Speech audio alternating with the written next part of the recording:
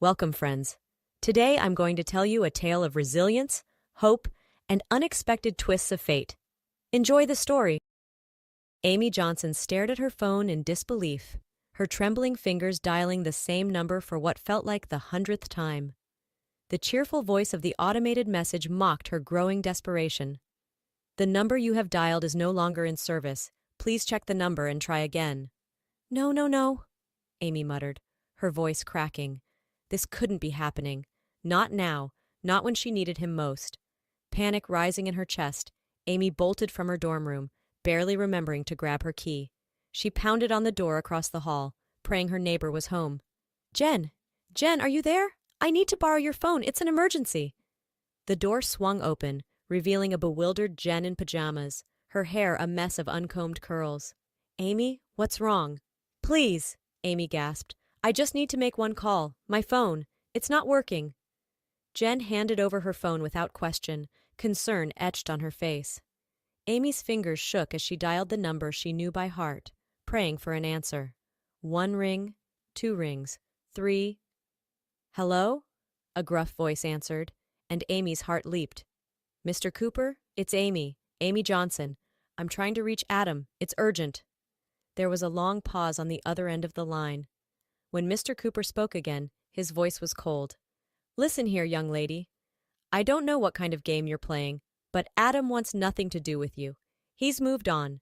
I suggest you do the same. But sir, please, The line went dead.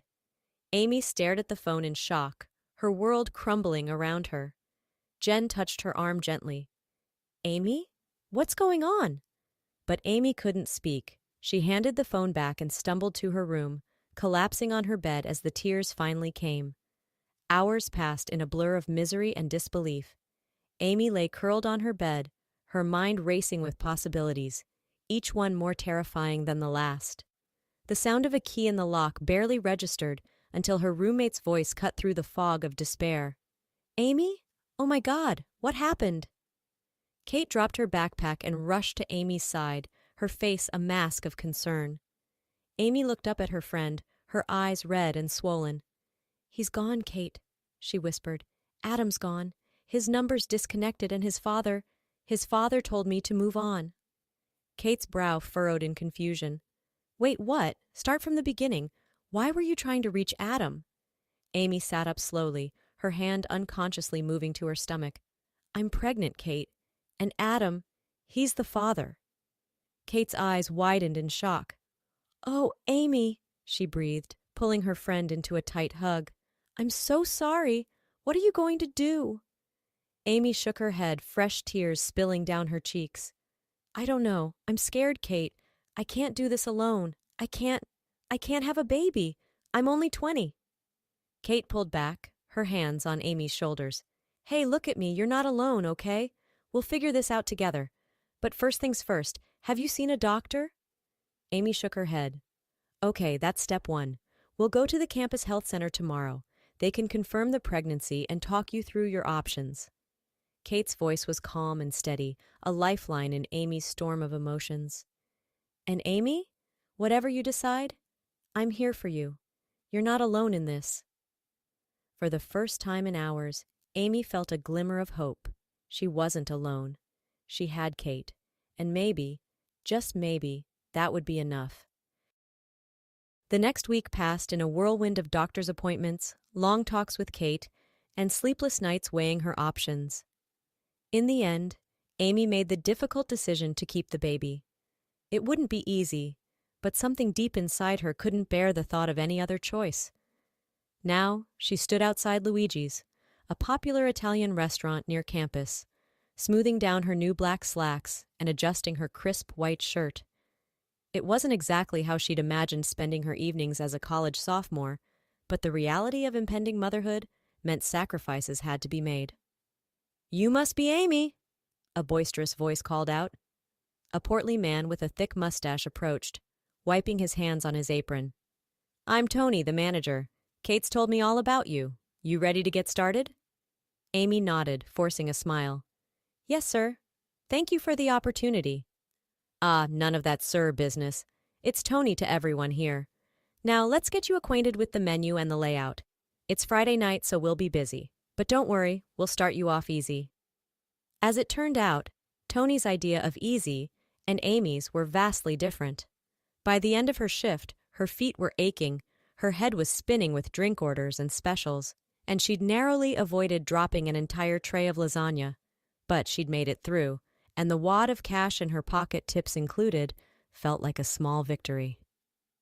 Weeks passed, and Amy settled into a routine. Classes during the day, work at night, and stolen moments of rest in between. It wasn't ideal, but she was managing.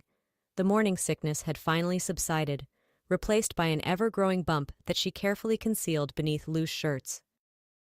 It was a busy Friday night at Luigi's, when Amy's carefully constructed world came crashing down once again.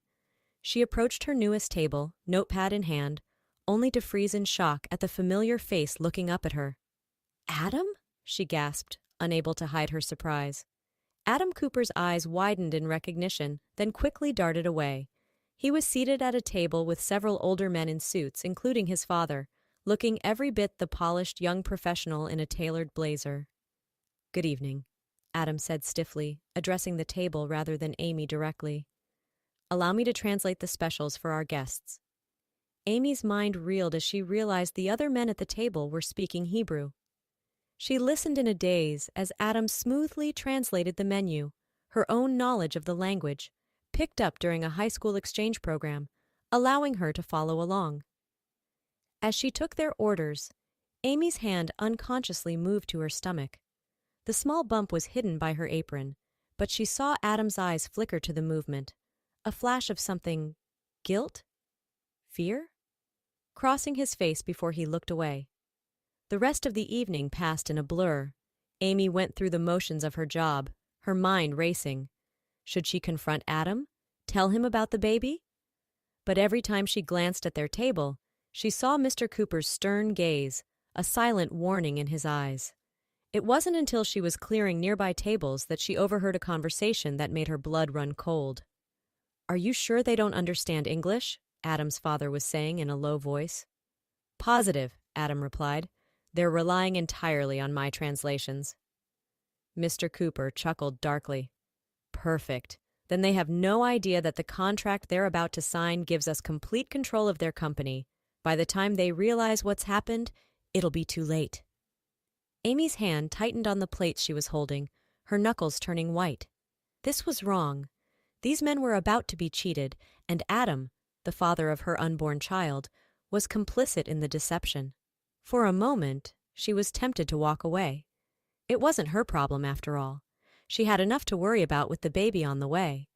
But then she thought of her child, growing inside her.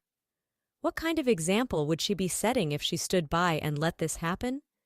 Before she could second-guess herself, Amy marched to the small stage where local bands sometimes performed.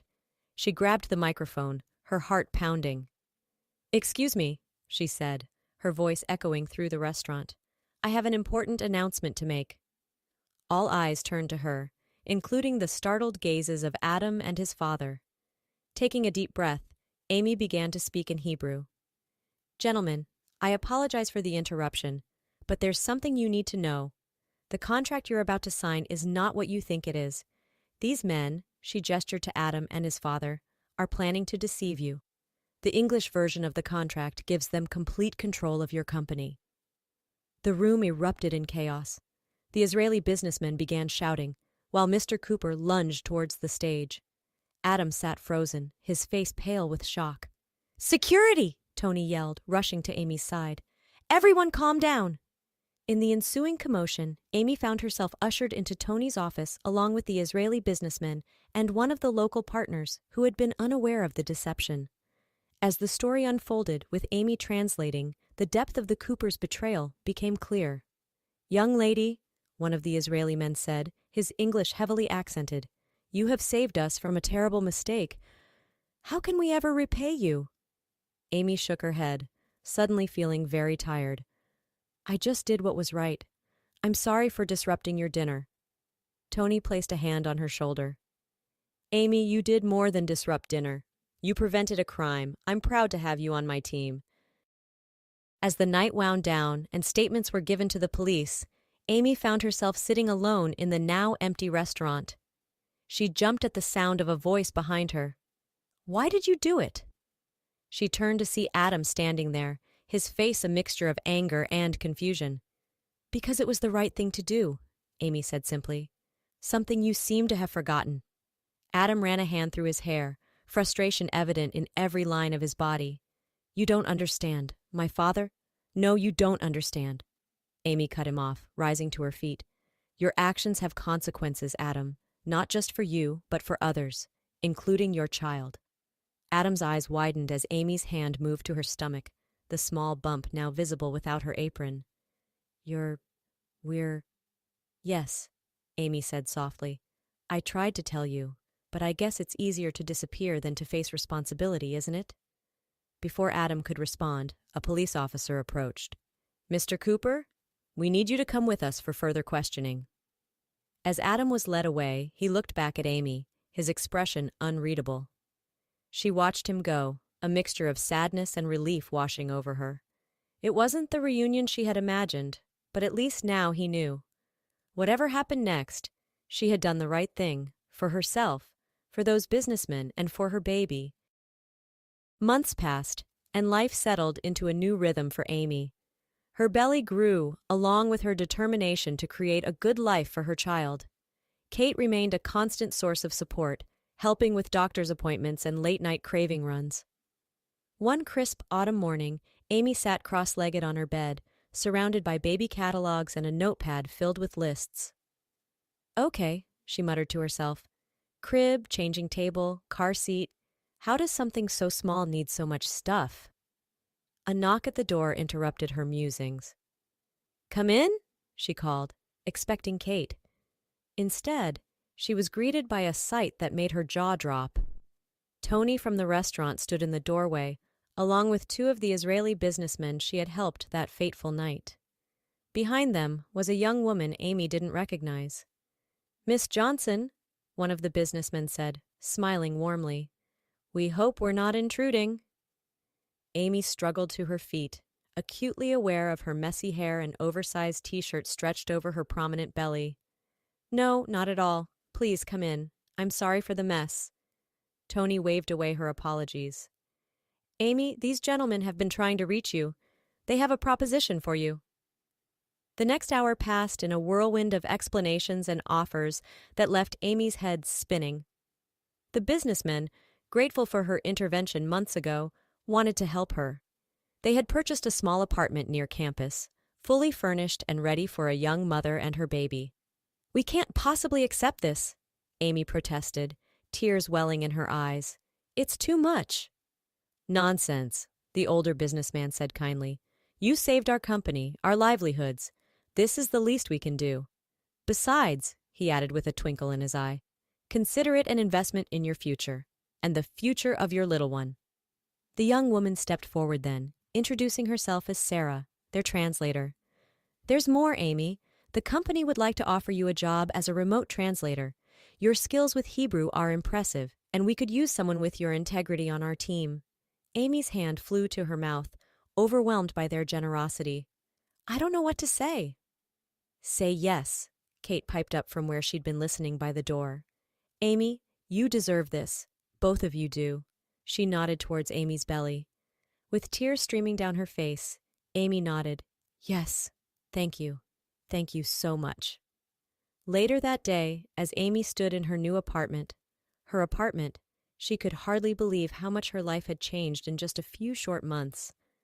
The nursery was already set up, painted in soft yellows and greens. A rocking chair sat by the window, overlooking a small park. As she sank into the chair, her hand resting on her belly, Amy felt a sense of peace wash over her. It wouldn't be easy, raising a child on her own. But she wasn't really alone, was she? She had Kate and Tony, and now these unexpected guardian angels. "We're going to be okay, little one," she whispered to her unborn child. "More than okay. We're going to be great." 6 months later, Amy cradled her newborn daughter in her arms, marveling at her tiny fingers and rosebud lips. The delivery had been long and difficult, but now, looking at her baby's face, Amy knew it had all been worth it. "Hello, Lily," she murmured, tracing a finger along her daughter's soft cheek. "Welcome to the world." A knock at the door pulled her attention away from the precious bundle in her arms. Kate poked her head in, grinning from ear to ear. "Hey, Mama," she said softly. "How are you feeling?" "Tired," Amy admitted, "but happy. So happy." Kate came to sit on the edge of the bed, peering down at Lily with adoration. "She's perfect, Amy.